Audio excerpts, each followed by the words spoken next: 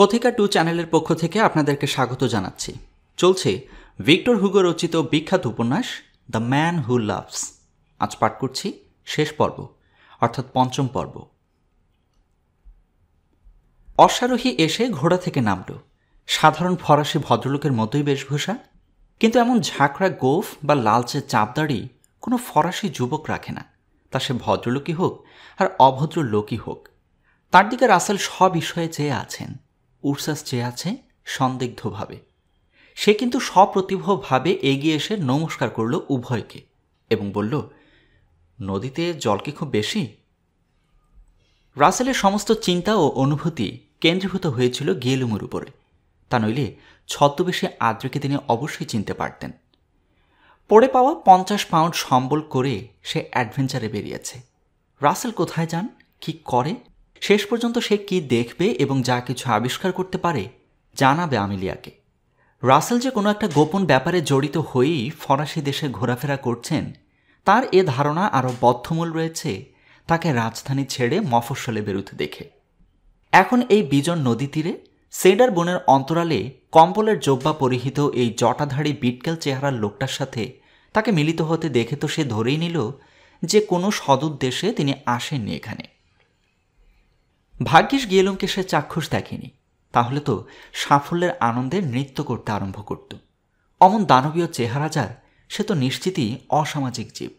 এবং রাসেল যখন অসামাজিকদের সঙ্গে মিশছেন এই জনবিরল নদী তীরে এসে, তখন তিনিও সমাজ হিতার্থে এ কষ্ট নিশ্চয়ই স্বীকার করেননি। যা হোক, সেই এসে বিনীত হাস্যে জিজ্ঞাসা করল, নদীতে জল কি খুব বেশি? উরসাস সত্য কথাই বলল, আমি তো নেমে দেখিনি, তবে বোধহয় বেশি নয়, কারণ মানুষে পায়ে হেঁটে পারাপার করে থাকে। পায়ের চিহ্ন দেখছেন না কাদার উপরে? আমিও ওপারে যাব। আপনার এখানে আগুন পাবো একটু? চুরুট আছে, কিন্তু দেশলাই যে কোথা দিয়ে পড়ে গেল পকেট থেকে। আর তো ওপারের ক্রফিকুরে না পৌঁছালে দোকান পাবো না। সেডার বনের ওধারের রাস্তায় এক পথচারীর মুখ থেকে ক্রফিকুর গ্রামটার নাম সে সংগ্রহ করেছে। রাসেল পকেট থেকে দেশলাই বাক্সটা বের করে তার হাতে দিলেন। প্রয়োজন বোধ করলে এটা রাখতে পারেন, আমার আরও আছে। আদ্রে ধন্যবাদে বিগলিত হয়ে পড়ল। একটা চুরুট এগিয়ে দিল রাসেলকে। তিনি ধন্যবাদের সঙ্গে প্রত্যাখ্যান করলেন, আমি ও রসে বঞ্চিত। উরসাস তো হেসেই মাথা নাড়ল। তখন নিজের মুখে চুরুটটা গুজে তাতে অগ্নি সংযোগ করতে করতে সে প্রশ্ন করল, আপনারা নিশ্চয়ই ওপারে কেউই যাবেন না? তাহলে একসাথে গল্পগুজব করতে করতে এগুনো যেত। না, তারা কেউই ওপারে যাবেন না। দুজনেই মাথা নাড়লেন। আদ্রের বিষম ইচ্ছা হচ্ছিল এইবার জিজ্ঞাসা করবে কোথায় যাবেন ওরা, কিন্তু অপরিচিত ব্যক্তির পক্ষে ওরকম প্রশ্ন করা একেবারেই শিষ্টাচার বিরুদ্ধ হয় বলে সে এতটা অগ্রসর হতে সাহস করল না। অতঃপর কি করবে সে? নদী পারে যাবে বলেছে, হাট তো এখানে দেরি করার কোনো কৈফিয়ত নেই। কিন্তু নদী পেরিয়ে গিয়ে সে করবে কি? ওপারে গিয়ে লুকিয়ে থেকে এদের গতিবিধি যে পর্যবেক্ষণ করবে, এমন কোনো অন্তরাল ধারে কাছে দেখা যায় না। ওপারেও বিস্তীর্ণ বন, কিন্তু এইরকমই পরিষ্কার বনভূমি। 20-25 ফুট পরে পরে সেডার গাছের গুড়ি উঠে গিয়েছে এক একটা। মাঝের জায়গা খেলার মাঠের মতো পরিষ্কার। ঘোড়া নিয়ে সেখানে লুকোবার চেষ্টা একেবারেই হাস্যকর হবে। কি সে করে? না, কিছুই করবার নেই। নদী পেরোবার কথাটা বলাই হয়েছে বোকামি। অন্য কিছু বললে হয়তো কিছুক্ষণ অপেক্ষা করা যেত কোনো অজুহাতে। সে চুরুটের ধোঁয়া ছাড়তে ছাড়তে ঘোড়ার দিকে অগ্রসর হলো এবং বিদ্যুৎ চমকের মতো একটা ফন্দি খেলে গেল তার মাথায়। ঘোড়ার পিঠে হাত রেখে যেন লাফিয়ে উঠতে যাচ্ছে। এমন সময় সে চেঁচিয়ে উঠল, এ আমার থলেটা! থলে! তার দিকে ফিরে তাকাতেই হলো রাসেল উরসাসকে। আদ্রে দারুণ সমস্যায় পড়েছে যেন। এমন একটা ভঙ্গি করে বলল, চিনের সঙ্গে বাঁধা ছিল একটা থলে, তাতে একটা জামা, কিছু অর্থ, এইসব ছিল। সেদার বনে ঢুকবার আগেও ছিল দেখেছি। নিশ্চয়ই বনের ভিতরে কোথাও পড়েছে। এই বলে ঘোড়া সেইখানে বেঁধে সে ছুটে বনের ভিতর ঢুকল এবং এ গাছের আড়ালে ও গাছের আড়ালে ঘুরে ঘুরে বেশ ভালো করে বেশ দীর্ঘ সময় ধরে খুঁজতে লাগলো তার থলেটা। লোকটার মতলব কি বলুন তো? জিজ্ঞাসা করেন রাসেল। আপনি কোনো মতেই কি চিনতে পারছেন না ওকে? ভালো করে ঠাহর করে দেখুন তো। আমার তো মনে হচ্ছে ও আপনার পিছু নিয়েই এসেছে। আমার পিছু নিয়ে? চিন্তিতভাবে মাথা চুলকোতে লাগলেন রাসেল। সম্ভবত হতেও পারত সেটা, যদি আমার আগমনের উদ্দেশ্য ওর জানা থাকত। কিন্তু সেটা তো অ্যালারিক ছাড়া আর কেউ জানে না। অ্যালারিক কাউকে সে গোপন কথা বলবে এমন তো সম্ভব নয়। যাই হোক, ও ওর থলে খুঁজছে, সেই অবসরে আসুন আমরা আমাদের কাজটা শেষ করে ফেলি। আপনি কিছু একটা খবর পেয়েছেন গিয়েলুম সম্বন্ধে, কি বলেন তো? ঠিক অনুমান করেছেন। গিয়েলুম পরলোকগত আর্ল গুস্টেভের পুত্র কিনা সেটা প্রমাণ করবার একটা পথ পাওয়া গিয়েছে। এই দেখুন। রাসেল পিছন ফিরলেন সেডার বনের দিকে, যাতে বনের ভেতর থেকে লাল দাড়িওয়ালা লোকটা তার খাতাখানি দেখতে না পায়। বুক পকেট থেকে ডায়েরি বার করলেন গুস্টেভের। শেষ পৃষ্ঠায় অঙ্কিত আঙুলের ছাপগুলির উপর আঙুল রেখে বললেন, এই ছাপ যদি গিয়েলুমের হাতের ছাপের সঙ্গে মেলে, তবে আর সন্দেহ থাকবে না যে সেই পেমব্রোকের জমিদারির উত্তরাধিকারী। অ্যালারিকের সাক্ষ্য এবং গিয়েলুমের শৈশবের জামাকাপড় বা তার গায়ের জোড়ুল এসবের চাইতে অনেক জোরালো প্রমাণ হবে এই হাতের ছাপ। এখন হাতের ছাপ নেওয়ার জন্য গিয়েলুমকে নিয়ে প্যারিতে ফেরা দরকার আপনার। আপনাকে কোথায় ধরতে পারবো, কতদিনে ধরতে পারবো আন্দাজ করতে পারলে আমি প্যারি থেকে ছাপ নেবার লোক নিয়েই বেরোতাম। আমি কি করে চাই? হেসে ফেলে উরসাস। ডেকে নিয়ে যাওয়া সম্ভব, কিন্তু হোমকের আশ্রয়নিতে নিয়ে গেলে ও ভয় পেয়ে যাবে। বেচারে গ্রামেই মানুষ, শহর চোখে দেখেনি কখনো। কিন্তু অ্যালারিকের সাক্ষ্যের কথা বলছেন আপনি। অ্যালারিক সাক্ষী হয়ে কোনো আদালতে হাজির হলে যে সঙ্গে সঙ্গে তাকে কাঠগড়া বদল করে করে 1000টা মামলার আসামি হয়ে দাঁড়াতে হবে, সে হিসাব করেছেন? প্রথমে যাবে ওর স্বাধীনতা, তারপরে যাবে জীবন। ওর ফাঁসি অনিবার্য। রাসেল গম্ভীর হয়ে উঠলেন। এটা আমার মনেই হয়নি। অ্যালারিকেরও মনে হয়নি নিশ্চয়ই। সে তো বেশ সহজভাবেই সাক্ষ্য দেবার কথায় সায় দিয়েছিল। বলতে গেলে সেই তো এ ব্যাপারের একমাত্র এবং মূল সাক্ষী। চিন্তিত হয়ে পড়লে রাসেলের চিরদিনের অভ্যাস 2 হাত পিছন দিকে নিয়ে মেলানো এবং সেইভাবে পায়চারি করা। আজও ঠিক সেই কর্মটি করে বসলেন তিনি। 2 হাত পিছন দিকে ঘুরিয়ে দিলেন। ডান হাতে যে তখনও গুস্টেভের ডায়েরিখানা রয়েছে তা তার খেয়ালই রইল না। সঙ্গে সঙ্গে উরসাসের আকর্ষণে তার ডান হাতে সম্মুখে এসে পড়ল আবার। ব্যস্তভাবে তিনি ঘাড় ফেরালেন সেডার বনের দিকে। না, দাড়িওয়ালা লোকটিকে তো কোনো দিকেই দেখা যায় না। নিশ্চয়ই ও রাস্তার উপর ঘোরাঘুরি করছে থলের খোঁজে। কিন্তু চতুর চূড়ামণি রাসেল ও চির হুঁশিয়ার উরসাস দুজনেই করলেন মহাভুল। আদ্রের রাস্তায় ওঠেনি, বনের ভিতরেই লুকিয়ে আছে মোটা একটা গাছের গুড়ির আড়ালে, এবং সেখান থেকে কালো খাতাখানি রাসেলের হাতে চকিতে দেখে নিয়েছে। নিয়েই আবার মুখ লুকিয়েছে তক্ষুনি। বুঝতে তার বাকি নেই যে এই খাতাখানি সম্বন্ধেই যা কিছু গোপন কথা রাসেলের। এই খাতা দেখাবার জন্যই তিনি লন্ডন থেকে ছুটে এসেছেন প্যারিতে, এবং প্যারি থেকে এই অজপাড়াগায়ের বনের ধারে। নিশ্চয়ই ঘোরতর দরকারি কিছু লেখা আছে ওই খাতায়। উরসাস রান্না চড়িয়ে দিল। গিয়েলুম আর ডি মোটেই বেরুল না গাড়ি থেকে। রাসেল খেয়ে যাবেন উরসাসের রান্না। তিনি উনুনের পাশে বসেই নিম্ন স্বরে কথা কইছেন উরসাসের সঙ্গে। রাসেলের গাড়ির কোচম্যান তো ঘুমিয়ে পড়েছে গাড়ির উপরে। আদ্রেকে ফিরতে হলো এক সময়। মুখটা খুব বিষণ্ণ করেই ফিরে এলো। আপনাদের কাছে বিদায় নিতেই এলাম। আমার যাত্রা ভঙ্গ করতে হলো। থলেটার ভিতর অর্থ ছিল, হারিয়ে গেল। নিঃসম্বল অবস্থায় কোথায় যাব? বাড়ি ফিরে যাই। রাসেল মাথা নাড়লেন। তা তো বটেই, নমস্কার। আদ্রে যে পথে এসেছিল সেই পথে ফিরল। আদ্রে গেল, কিন্তু তার সে যাওয়া শুধু যাওয়ার ভান মাত্র। সেডার বন পার হয়ে বড় রাস্তায় পড়ল সে। 1/2 মাইল পিছনে একটা দরিদ্র সরাইখানা সে দেখে এসেছিল আসার সময়। সেইখানে গিয়ে সে ভোজন করল কিছু, এবং তারপর বিশ্রাম করতে লাগলো একখানা ঘর ভাড়া নিয়ে। ঘোড়া আস্তাবলে রয়েছে। আদ্রে উপরতলায় বসে আছে জানালা দিয়ে মুখ বাড়িয়ে। ঘণ্টার পর ঘণ্টা এভাবে কেটে গেল। অবশেষে আদ্রের প্রতীক্ষার ফল ফলল। নদীর ধার থেকে প্রথমে এলো রাসেলের গাড়ি। তার 10 মিনিট পরে দেখা গেল উরসাসের গাড়িও। আদ্রের সিদ্ধান্তে উপনীত হল, খাতার পাতায় এমন কিছু দেখতে পেয়েছে ওই কম্বলের জব্বা পরা আদমিটা, যার দরুন নিজের কাজ ফেলে রাসেলের সঙ্গে প্যারিতে ফিরতে তার আপত্তি হয়নি। ওই খাতাখানা যদি 2 মিনিটের মতো হাতে পেত আদ্রে, পাওয়ার চেষ্টা করতে সে বাধ্য। না যদি চেষ্টা করবে, তাহলে এত জল ঘাটাঘাটি সবই অকারণ। যাতে হাত দেওয়া হয়েছে সেটা শেষ পর্যন্ত দেখতে হবে। 2খানা গাড়ি পরপর সম্মুখ দিয়ে চলে গেল। তারও 15 মিনিট পরে আদ্রে বেরুলো হোটেল থেকে। ঘোড়া ছুটিয়ে সে চলেছে নেকড়ে টানা গাড়িটা ধরবার জন্য। ওই তো গাড়ি, না, একেবারে কাছাকাছি আদ্রে যাবে না, বেশ কিছুটা পিছনে থেকে অনুসরণ করবে। প্যারিতে পৌঁছতে 2 দিন 2 রাত্রি লাগবে এদের। এই 2 রাত্রি কাজে লাগাবার চেষ্টা করবে আদ্রে। কোন কোন হোটেলে রাত্রিবাস করবেন রাসেল তা আন্দাজ করতে পারে সে, কারণ এর রাস্তায় ভালো হোটেলের সংখ্যা বেশি নয়। আজ হোটেল দ্য ভেন্ডম, কাল হোটেল সেন্ট ক্লিয়ার, ওই 2 হোটেলে রাত্রিবাস করতে হবে আদ্রেকেও। ওদের দাবি দেওয়া কীরকম কে জানে। জলের মতো খরচা হয়ে যাচ্ছে আদ্রের, কিন্তু তা বলে তো দুঃখ করা চলে না। রাসেলের চক্রান্ত উদ্ঘাটন করতে পারলে আমিলিয়ার কাছে 10 গুণ ফেরত পাওয়া যাবে। 2 রাত্রি কিন্তু বৃথা গেল অভাগা আদ্রের। উরসাসকে পিছন ফিরে দেখতে পেয়েছিল আদ্রের ঘোড়াকে? খুব সম্ভব তাই, তা নইলে রাসেল মোটে 1 রাত্রিও কোনো হোটেলে ঢুকলেনই না কেন?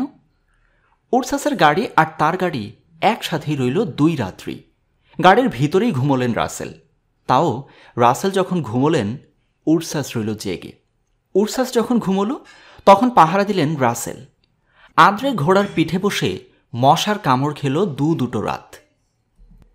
তারপর 3য় দিন প্রভাতে আদ্রে প্যারিতে প্রবেশ করল যখন, ঘোড়াটাকে বেচে দেওয়া হলো তার প্রথম কাজ।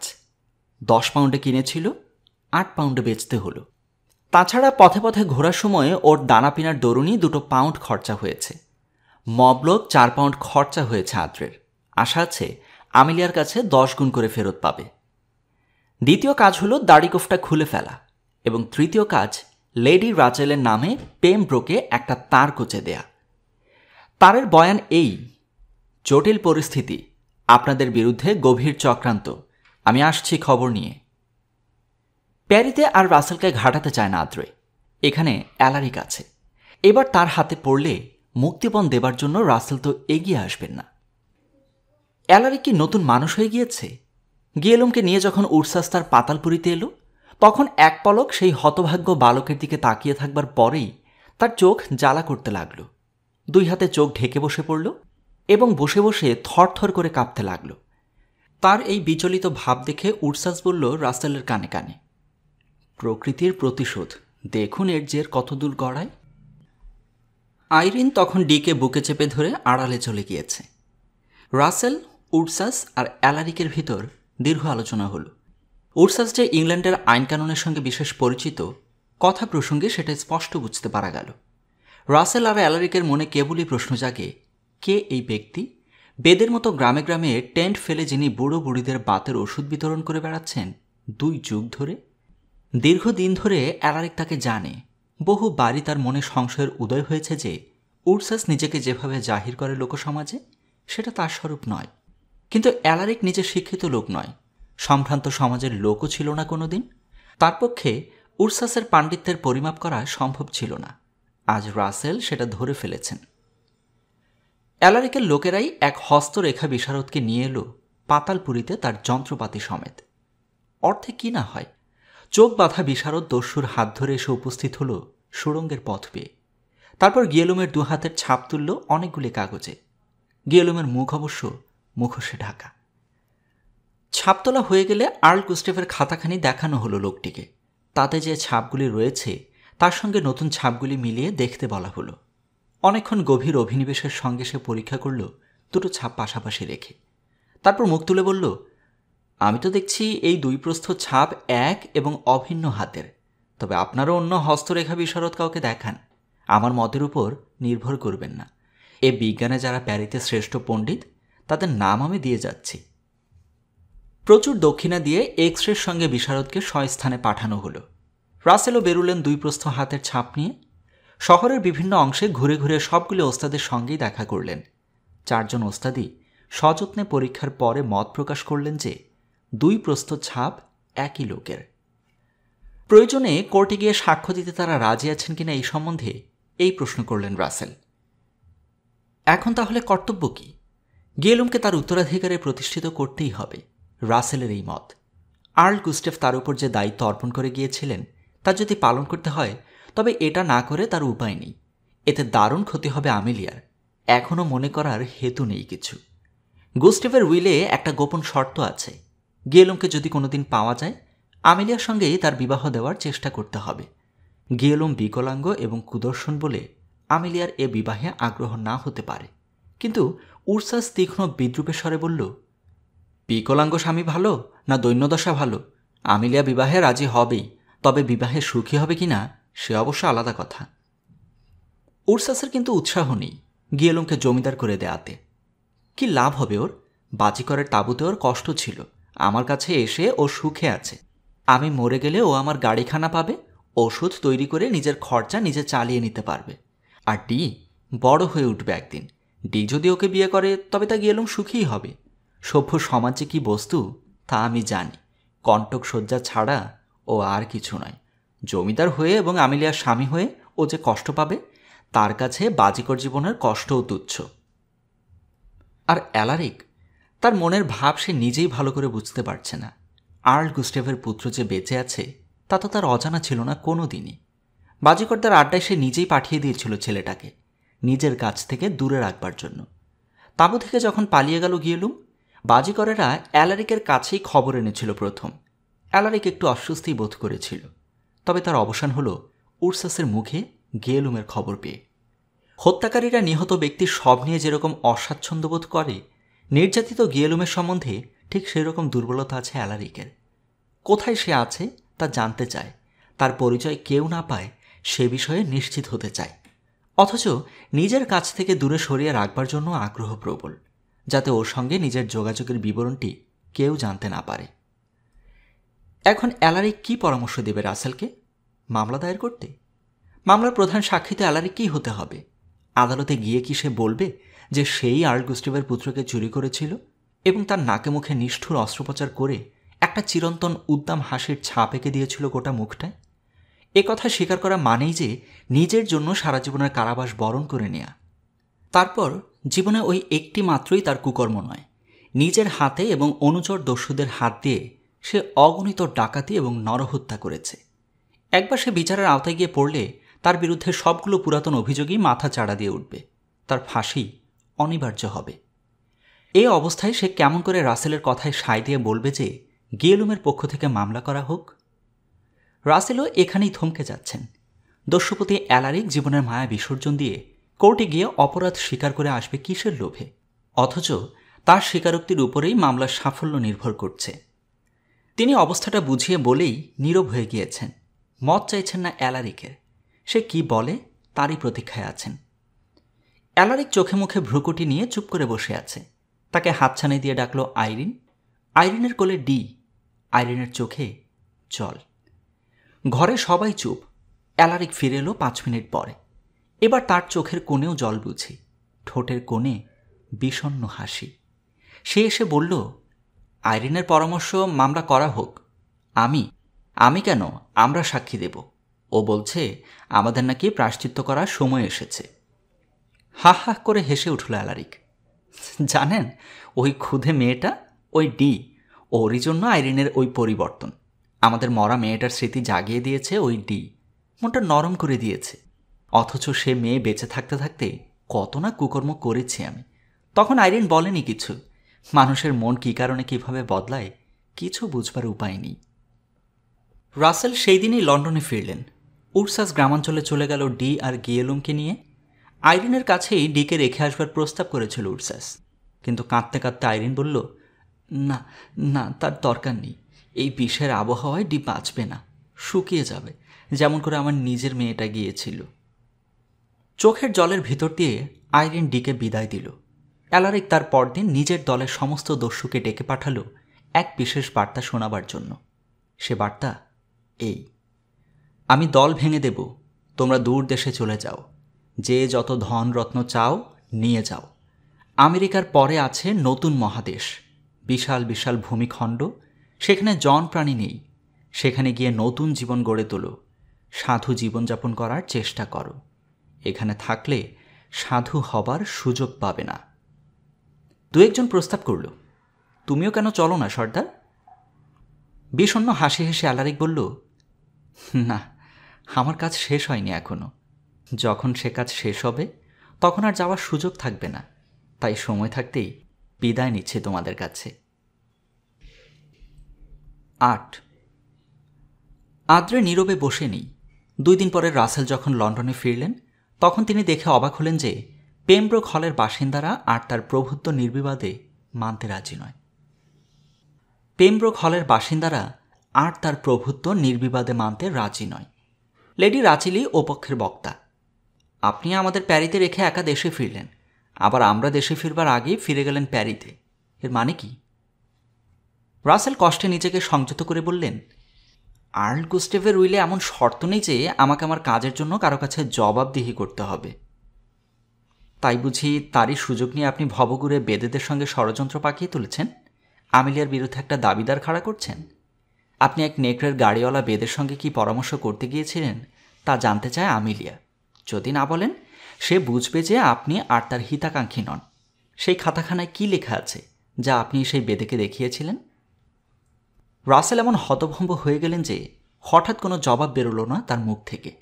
এটা পরিষ্কার বোঝা যাচ্ছে যে কোনো গুপ্তচর আড়াল থেকে লক্ষ্য করেছে তাকে ও উডসাসকে। আর্ল গুস্টেভের ডায়েরি যখন তার হাতে ছিল, লক্ষ্য করেছে তখনই। সেই লোক কে হতে পারে? সেই লালচে দাড়িওয়ালা অশ্বারোহী? হঠাৎ তিনি আদ্রের দিকে ফিরলেন। কল্পনা করবার চেষ্টা করলেন যে ওই মুখে ঝাঁকড়া গোঁফ আর চাপদাড়ি বসালে কীরকম দেখাতে পারে। পর্যবেক্ষণের ফলে তার বিশ্বাস হলো যে সে অশ্বারোহী পথচর ওই আদ্রে ছাড়া অন্য কেউ নয়। হাতের লাঠি দিয়ে ওর পিঠে 2 ঘা বসিয়ে দেওয়ার একটা অদম্য বাসনা হয়েছিল রাসেলের। কষ্টে ক্রোধ সংবরণ করলেন তিনি এবং সেই মুহূর্তেই লন্ডন রওনা হয়ে গেলেন। এদের সান্নিধ্যে থাকা তার পক্ষে আর নিরাপদ হতে পারে না। আর্ল গুস্টেভের ঋত পুত্র আবার কোনোদিন দেখা দিতে পারে, অন্তত দুরভিসন্ধির বশবর্তী হয়ে দুর্বৃত্তেরা কাউকে সাজিয়ে আনতে পারে আর্ল গুস্টেভের পুত্র বলে এরকম একটা আশঙ্কা যে চিরদিনই আছে, সে কথা কথোপকথনের প্রসঙ্গে রাসেলি অনেক সময় এদের কাছে তুলেছেন। তখন তারা উড়িয়েই দিয়েছে সে কথা। এখন রাসেলের আচরণ থেকে তাদের মনে হলো রাসেল হয়তো সেই হারানো ছেলের সন্ধান পেয়েছেন বা পাওয়ার চেষ্টা করছেন, কিংবা হয়তো লোভের বশবর্তী হয়ে কোনো জাল গিয়েলুমকে এনে জমিদারের দাবিদার করে খাড়া করতে চাইছেন। এ ব্যাপারে দস্যু অ্যালারিকেরও হাত থাকা অসম্ভব নয়, বলল ডেভিড। মুক্তিপণ দেওয়ার দিন ডেভিড আর আদ্রে যখন বাড়ি চলে এলো, তারপরও বহুক্ষণ রাসেল সেই দস্যুপরিতে ছিলেন। কেন তা কোনো মতেই কাউকে বলেননি রাসেল। নীরবতাই সন্দেহের কারণ। এরা সকলে মিলে পরামর্শে বসল, রাসেল যদি গোলযোগের সৃষ্টিই করেন, এরা কি নির্বিবাদে সবকিছু ছেড়ে দিয়ে রাস্তায় গিয়ে দাঁড়াবে? ডেভিড আর আদ্রে জোর গলায় বলল, তা কিছুতেই হতে পারে না, আমরা লড়ব শেষ পর্যন্ত। লেডি রাচেলেরও সেই মত। ডেভিড পেমব্রোকের আর্ল হবে, এটা তার অনেক দিনের আশা। সে আশাকে তিনি এত সহজে ধূলিসাৎ হতে দেবেন না। লেডি রাচেল যে জীবনে একমাত্র মিস্টার রাসেলকেই পেয়েছিলেন বন্ধুরূপে তা নয়, আরও অনেক বন্ধু তার ছিল। তাদের এদের কিছু অবহেলা করা হয়েছে বটে, ভবিষ্যৎ আর্লের মাতৃত্বের গৌরবে। যাই হোক, সেই ত্রুটির স্খলন করা এখনও সম্ভব। লেডি রাচেল বিশিষ্ট আইনজ্ঞ এক বন্ধুর কাছে গিয়ে পড়লেন। বন্ধু ভরসা দিলেন, মিস্টার রাসেল কি করেন দেখাই যাক। শৈশবে অপহৃত গুস্টেভ সন্তান সত্যিই যদি ফিরে আসে, নিজের পরিচয় আদালতে প্রমাণ করা তার পক্ষে খুব শক্ত হবে, অসম্ভবই হবে বলা যায়। তেমন হলে বন্ধু আরভিং লড়বেন আমিলিয়ার হয়ে। যা কিছু ব্যয় হোক আরভিংই বহন করবেন, যদি নাকি ভবিষ্যতে ডবল করে ফেরত দেওয়ার করারে আমিলিয়া আগে থাকতে দলিলে লিখে দেয়।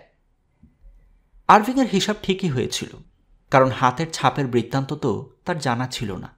মিস্টার রাসেল ওই ব্রহ্মাস্ত্রটির কথা সর্বপ্রথম গোপন রেখেছেন এখন পর্যন্ত।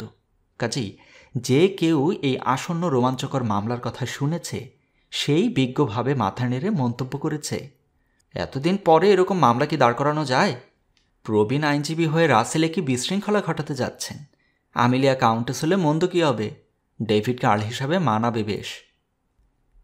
মানানো নিয়েই মাথা ব্যথা এদের। ন্যায় অন্যায় বোধ এদের তত প্রবল নয়। সমাজে বাহ্যিক ষষ্ঠবেরই যা কিছু দাম, ভিতরে হাজার গলদ থাকুক, বাইরে তা প্রকাশ না পেলেই হল। ক্লিনচার্লি জমিদারদের পেমব্রোক হলে একটা থমথমে ভাব। মিস্টার রাসেল মামলা করে দিয়েছেন। যিনি ছিলেন আমিলিয়ার অভিভাবক, তিনিই বিরূপ হয়েছেন তার উপরে। অবশ্য আরভিংয়ের মারফত রাসেল একটা আপোষ রফার প্রস্তাবও পাঠিয়েছেন। তার নিজের প্রস্তাব নয়, বলতে গেলে পরলোকগত আর্ল গুস্টেভেরই প্রস্তাব এটি। অর্থাৎ তার উইলে শর্ত আছে এই রকম যে অপহৃত পুত্র যদি তার ফিরে আসে, আমিলিয়াকে তারই সঙ্গে বিবাহ দিতে হবে। আমিলিয়া বিবাহে অস্বীকৃত হলে পেমব্রোকের জমিদারি থেকে সে আর এক ফার্দিংয়ের সাহায্যও পাবে না। আর গুস্টেভের পুত্র যদি অস্বীকৃত হয়, তার পক্ষেও জিনিসটা শুভ হবে না। আর্ল উপাধি ও জমিদারের কতকটা অংশ সে পাবে, বাকি অর্ধেকটা যাবে আমেলিয়ার দখলে। তখন আমেলিয়া যাকে ইচ্ছা বিবাহ করতে পারবে। এই শর্তানুযায়ী রাসেল এখন বলে পাঠালেন, আমেলিয়া গিয়েলুমকে বিবাহ করতে সম্মত হলেই সব সুরাহা হয়ে যাবে। মামলা লড়বার প্রয়োজন হয় না।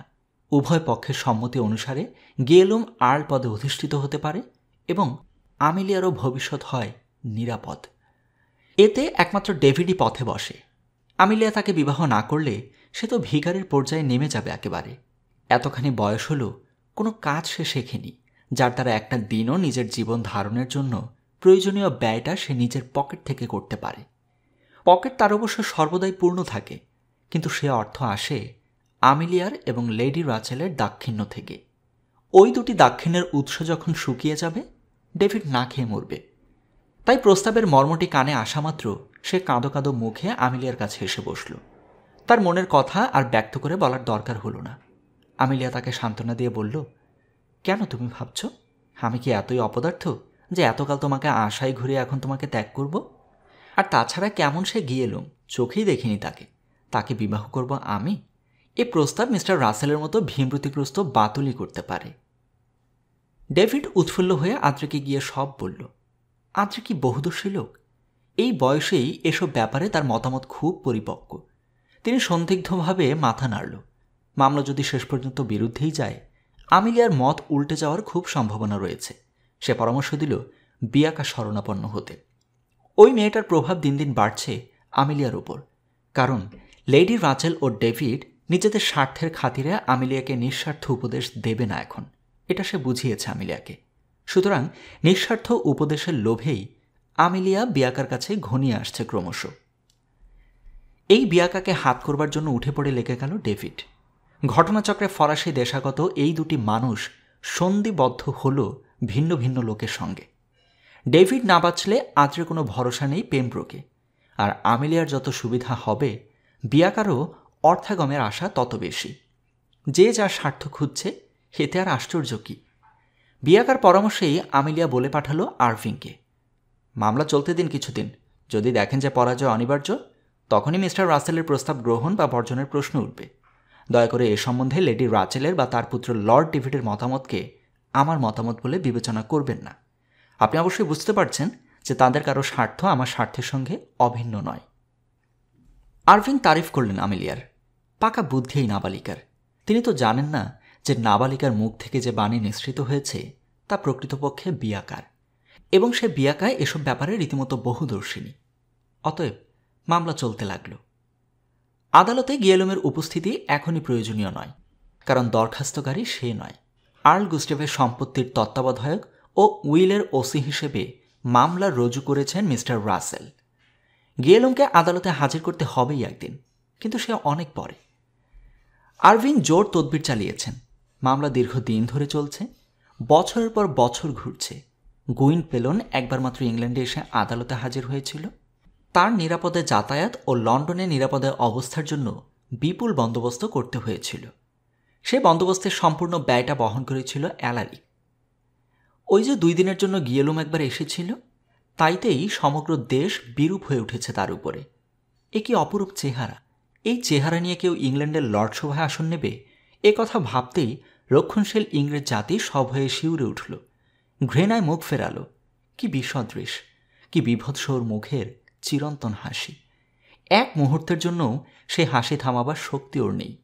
না না, ওই হাস্যবদন পিশাচকে এক্ষুনি দেশ থেকে দূর করো।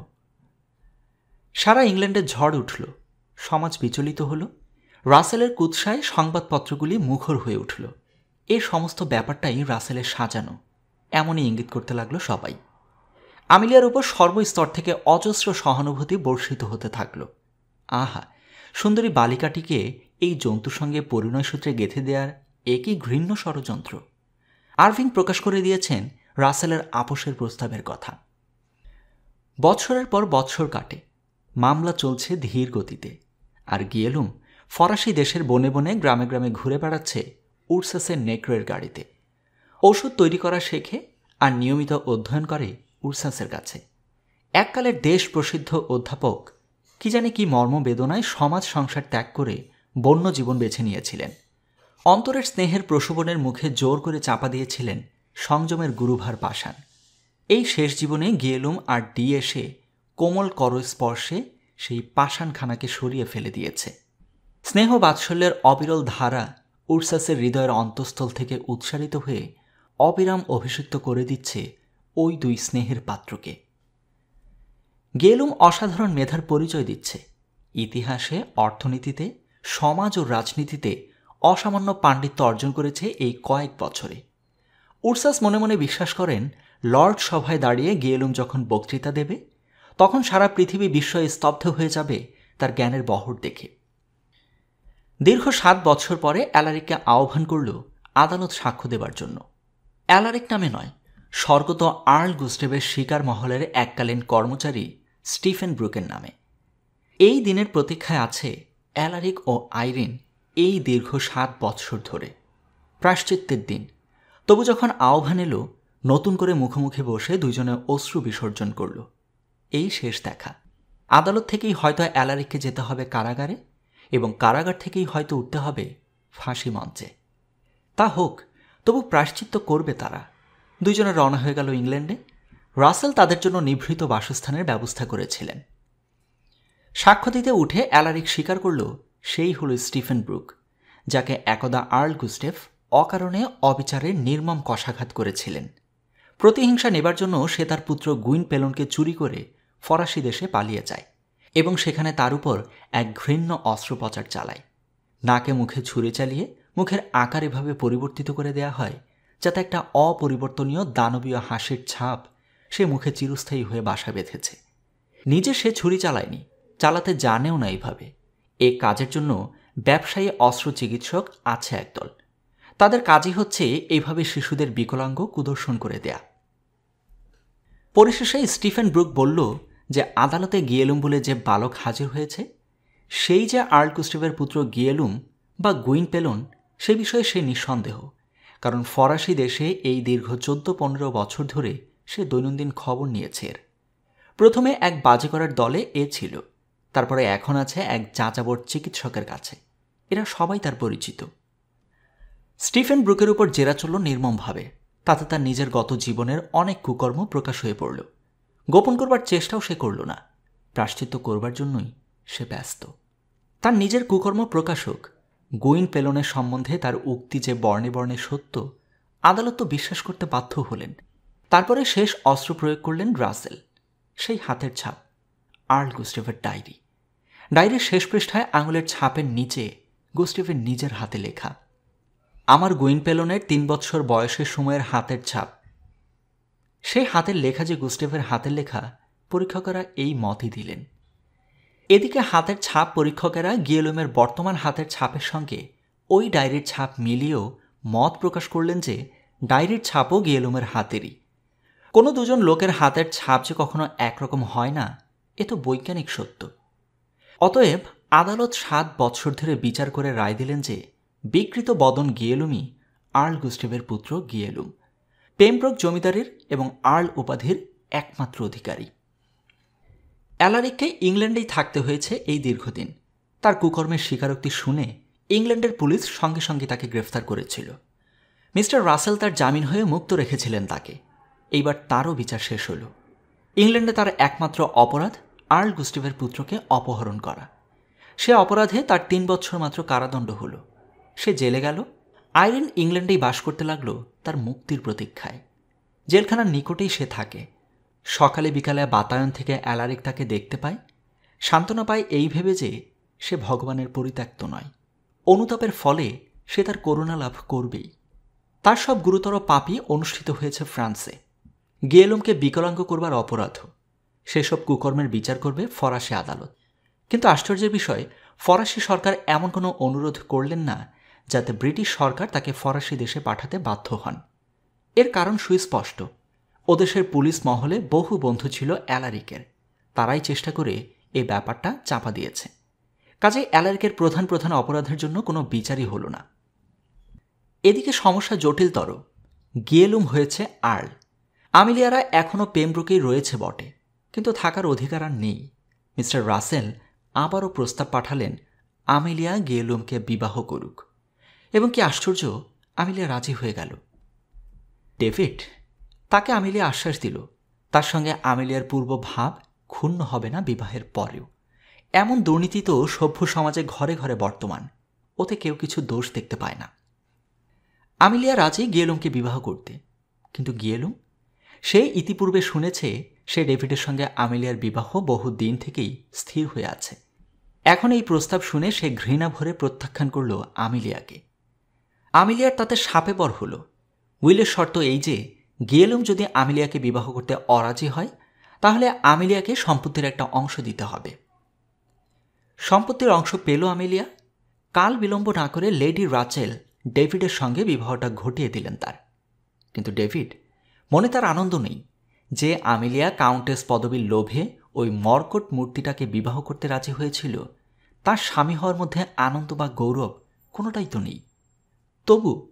তবু ডেভিড বিবাহটা করতে বাধ্য হল, কারণ নিজের পায়ে দাঁড়াবার সামর্থ্য তার নেই। আমিলিয়ার কৃপা না পেলে সে খেতেই পাবে না। আদ্রের সব জল্পনা ভেস্তে গেল।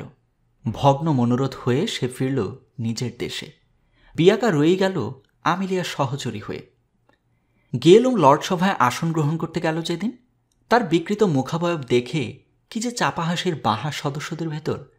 কিন্তু বক্তৃতা দিতে সে যখন উঠল, হৃদয়ে কিছুক্ষণের জন্য তার সেই মর্কট মুখের বিকৃতির মধ্যেও এমন একটা গাম্ভীর্য মহত্ব সঞ্চার করল যে স্তব্ধ হয়ে গেল পরিহাসের গুঞ্জন। বিরূপ সদস্যরা মন্ত্রমুগ্ধের মতো শুনতে লাগল নতুন ভাবের কথা, নতুন তত্ত্বের ইঙ্গিত। কিন্তু সে কতক্ষণ? বক্তৃতা বন্ধ হতেই গিয়েলুমের হাস্য বিকৃত মুখের দিকে তাকিয়ে তারা অট্টহাস্য করে উঠল। মরমে মরে গিয়ে গিয়েলুম সভাকক্ষ ত্যাগ করল। সেই যে ত্যাগ করে গেল, আর সে প্রবেশ করল না সেখানে কোনো দিন। ইংল্যান্ড ত্যাগ করে সে ফরাসি দেশে ফিরে গেল উরসাসের কাছে, ডির কাছে, হোমোর কাছে। পথে পথে বনে বনে ঘোরে, গ্রামের বুড়ো বুড়িকে নিজের হাতে তৈরি ওষুধ বিতরণ করে। উরসাসের পোকায় কাটা পুরনো বই ছাড়াও আরও নতুন নতুন বই কেনে এবং পড়ে। উরসাসকে পড়ে শোনায়। গুরু শিষ্যে গভীর আলোচনা হয় ধর্ম ও সমাজতত্ত্বের জটিল তথ্য নিয়ে। রাসেল নিয়মিত অর্থ পাঠান জমিদারের আয় থেকে। সে অর্থ দান করে দেয়া হয় গরিবদের ভিতরে। সুখে দিন কাটে চারজনের, উরসাস, গিয়েলুম, ডি ও হোমর। উরসাস কেবল দিন গুনছে। ডি আরেকটু বড় হলে গিয়েলুমের সঙ্গে তার বিবাহ দিয়ে জীবনের শেষ কর্তব্য সমাধা করবে। পঞ্চম পর্বের সমাপ্তি এখানেই।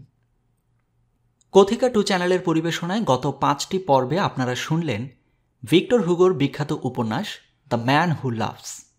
আগের পর্বগুলো যারা এখনও শোনেননি তারা চাইলে শুনে নিতে পারেন, আশা করছি ভালো লাগবে। আর যদি চ্যানেলটি ভালো লেগে থাকে তাহলে অবশ্যই চ্যানেলটি সাবস্ক্রাইব করতে ভুলবেন না। পরবর্তী নতুন কোনো বড় গল্প বা উপন্যাস নিয়ে আবার আপনাদের সামনে হাজির হব। ততক্ষণ পর্যন্ত সবাই ভালো থাকবেন। ধন্যবাদ সবাইকে।